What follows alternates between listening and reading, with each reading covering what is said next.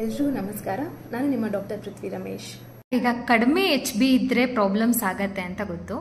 ಅದೇ ರೀತಿ HB count ಏನಾದರೂ ಜಾಸ್ತಿ ಆದ್ರೆ ಪ್ರಾಬ್ಲಮ್ ಆಗತ್ತಾ?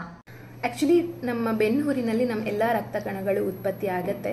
ರಕ್ತ ಕಮ್ಮಿ ಇದೆಯಾ ಇಲ್ವಾ ಅಂತ ನೋಡೋಕ್ಕೆ ನಾವು CBC ಅಂತ ಒಂದು ಬ್ಲಡ್ ಟೆಸ್ಟ್ ಮಾಡಿಸ್ತೀವಿ. CBC ನಲ್ಲಿ ನಾವು ಏನೇನು ನೋಡ್ತೀವಿ ಅಂತಂದರೆ ಕೆಂಪು ರಕ್ತ ಕಣಗಳು ಎಷ್ಟಿದೆ, ಬಿಳಿ ರಕ್ತ ಕಣಗಳು ಎಷ್ಟಿದೆ, ಹಾಗೂ ಪ್ಲೇಟ್ಲೆಟ್ಸ್ ಎಷ್ಟಿದೆ ಅಂತ.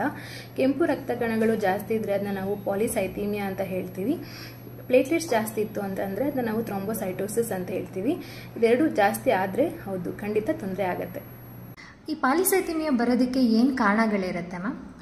ಫಿಸಿಯೋಲಾಜಿಕಲಿ ಗುಡ್ಡಗಾಡು ಪ್ರದೇಶದಲ್ಲಿ ವಾಸಿಸ್ತಿರೋರಲ್ಲಿ ಅಥವಾ ಡಿಹೈಡ್ರೇಷನ್ ಆದಾಗ ಅಂದರೆ ತುಂಬ ವಾಂತಿ ಭೇದಿಯಾಗಿ ಅಥವಾ ತುಂಬ ಬಿಸಿಲಲ್ಲಿ ನಿಂತು ಸ್ವೆಟ್ ಆಗಿರೋ ಟೈಮಲ್ಲಿ ನಾವು ಬ್ಲಡ್ ಸ್ಯಾಂಪಲ್ ತೊಗೊಂಡಾಗ ಈ ಥರ ಒಂದು ಸೂಡೋ ಪಿಕ್ಚರ್ ಬರೋ ಚಾನ್ಸಸ್ ಇರುತ್ತೆ. ಅದಲ್ಲದೆ ಶ್ವಾಸಕೋಶ ಸಂಬಂಧಿತ ಸಮಸ್ಯೆ ಇರೋರಲ್ಲಿ ಅಥವಾ ಸ್ಮೋಕರ್ಸಲ್ಲಿ ಅಥವಾ ಕಂಜನಿಟಲ್ ಹಾರ್ಟ್ ಡಿಸೀಸ್ ಅಂತ ಹೇಳ್ತೀವಿ, ಹಾರ್ಟಿನ ಎಡ ಮತ್ತು ಬಲ ಕೋಣೆಗಳ ಬ್ಲಡ್ ಏನಾದರೂ ಮಿಕ್ಸ್ ಆಗ್ತಿದ್ರೆ, ಅಥವಾ ಕಿಡ್ನಿ ಸಮಸ್ಯೆ ಇತ್ತು ಅಂತಂದರೆ, ಅಥವಾ ಕಿಡ್ನಿನಲ್ಲಿ ಟ್ಯೂಮರ್ಸ್ ಏನಾದರೂ ಇತ್ತು ಅಂತಂದರೆ, ಅಥವಾ ಕಿಡ್ನಿ ಮೇಲೆ ಒಂದು ಗ್ರಂಥಿ ಇದೆ ಅಡ್ರಿನಲ್ ಗ್ಲ್ಯಾಂಡ್ ಅಂತ ಹೇಳಿ, ಸೊ ಅದ್ರ ರಿಲೇಟೆಡ್ ಟ್ಯೂಮರ್ಸ್ ಅಥವಾ ಲಿವರ್ ಹೆಪಟೋಮಾ ಅಥವಾ ಅಡಿನೋಮಾ ಅಂತ ಹೇಳ್ತೀವಿ, ಇದೆಲ್ಲದರಲ್ಲೂ ಪಾಲಿಸೈಥೀಮಿಯಾ ಇರುತ್ತೆ. ಇದಲ್ಲದೆ ಇನ್ನೊಂದು ಕಂಡೀಷನ್ ಇದೆ, ಪಾಲಿಸೈಥೀಮಿಯಾ ವೀರಾ ಅಂತ. ಇದು ಒಂದು ಆಕ್ಚುಲಿ ಬ್ಲಡ್ ಕ್ಯಾನ್ಸರ್, ಅಂದರೆ ಐದರ್ ಬೆನ್ಹುರಿ ಅಥವಾ ಒಂದು ಲಿವರ್ ಅಥವಾ ಸ್ಪ್ಲೀನ್ ಗ್ರಂಥಿಗಳಿಂದಲೇ ಹೆಚ್ಚು ರಕ್ತ ಕಣಗಳು ಉತ್ಪತ್ತಿ ಆಗೋದು. ಸೊ ಇದೆಲ್ಲಾನು ಪಾಲಿಸೈಥೀಮಿಯಾಗೆ ಕಾರಣಗಳು. HB ಕೌಂಟ್ ಕಮ್ಮಿ ಆದರೆ ಅನಿಮಿಯಾ, ಅದಕ್ಕೆ ಸಿಂಪ್ಟಮ್ಸ್ ಇರುತ್ತೆ.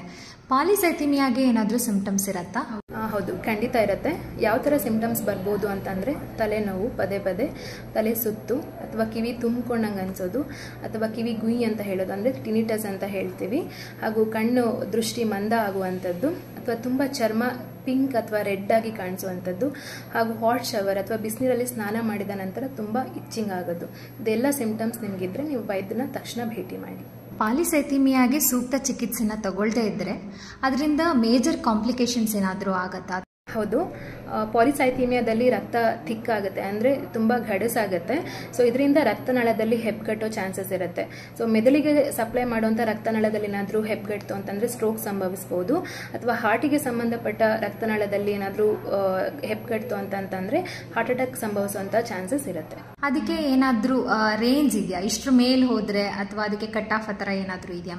ನೀವು CBC ಅಂತ ಒಂದು ಪರೀಕ್ಷೆ ಮಾಡಿದ್ಮೇಲೆ ಗಂಡಸರಲ್ಲಿ HB ಅಥವಾ ಹಿಮೋಗ್ಲೋಬಿನ್ ಲೆವೆಲ್ 16.5 ಗ್ರಾಮ್ಗಿಂತ ಜಾಸ್ತಿ ಇತ್ತು ಅಂತಂದರೆ, ಅಥವಾ ಹೆಂಗಸರಲ್ಲಿ 16 ಗ್ರಾಮ್ಗಿಂತ ಜಾಸ್ತಿ ಇತ್ತು ಅಂತಂದರೆ ಅದಕ್ಕೆ ಎವ್ಯಾಲ್ಯೂಷನ್ ಬೇಕಾಗುತ್ತೆ. ಈ ಪಾಲಿಸೈಥೀಮಿಯಾನ ಅವಾಯ್ಡ್ ಮಾಡೋದಕ್ಕೆ ಅಥವಾ ತಡೆಗಟ್ಟೋದಕ್ಕೆ ಯಾವುದಾದ್ರೂ ಟ್ರೀಟ್ಮೆಂಟ್ ಇದೆಯಾ ಮ್ಯಾಮ್? ನಾನು ನಿಮಗೆ ತುಂಬ ಕಾರಣಗಳು ಹೇಳಿದೆ ಪಾಲಿಸೈಥೀಮಿಯಾ ಏನೇನಕ್ಕೆ ಆಗ್ಬೋದು ಅಂತ ಹೇಳಿ. ನೀವು ಬಂದಾಗ ನಿಮ್ಮದು ಹಿಮೋಗ್ಲೋಬಿನ್ ಲೆವೆಲ್ಸ್ ಏನಾದರೂ ಜಾಸ್ತಿ ಇತ್ತು ಅಂತಂದರೆ ನಾವು ಕೆಲವೊಂದು ಇನ್ವೆಸ್ಟಿಗೇಷನ್ಸ್ ಮಾಡಿಸ್ತೀವಿ ಏನಕ್ಕೆ ಜಾಸ್ತಿ ಇದೆ ಅಂತ ಹೇಳಿ. ಸೊ ಕಾರಣಗಳು ತಿಳಿದು ಬಂತಂತಂದರೆ ಅದಕ್ಕೆ ಸ್ಪೆಸಿಫಿಕ್ ಟ್ರೀಟ್ಮೆಂಟ್ ಸ್ಟಾರ್ಟ್ ಮಾಡಬೇಕಾಗತ್ತೆ. ಅಥವಾ ಕಾರಣಗಳೇ ಏನೂ ಇಲ್ಲ ಅಂತಂದಾಗ ನಾವು ಥೆರಪಿಟಿಕ್ ಫ್ಲೆಬೋಟಮಿ ಅಂತಂದರೆ 350 ml ಬ್ಲಡ್ನ ಡೊನೇಟ್ ಮಾಡೋಕ್ಕೆ ಹೇಳ್ತೀವಿ. ಅದರಿಂದ ಏನು ಅಂದರೆ ಅದನ್ನು ಬ್ಲಡ್ನ ಬಳಸ್ಲಿಕ್ಕೆ ಆಗಲ್ಲ, ಬಟ್ ಬ್ಲಡ್ ಥಿಕ್ ಆಗದೆ ಇರಲಿ, ಎಲ್ಲೂ ಹೆಪ್ಪುಗಟ್ಟದೇ ಇರಲಿ ಅಂತ ಆ ರೀತಿ ಮಾಡೋದು. ಅದಲ್ಲದೆ ಬ್ಲಡ್ ಥಿನ್ನರ್ ಸಹ ಬೇಕಾಗಬಹುದು.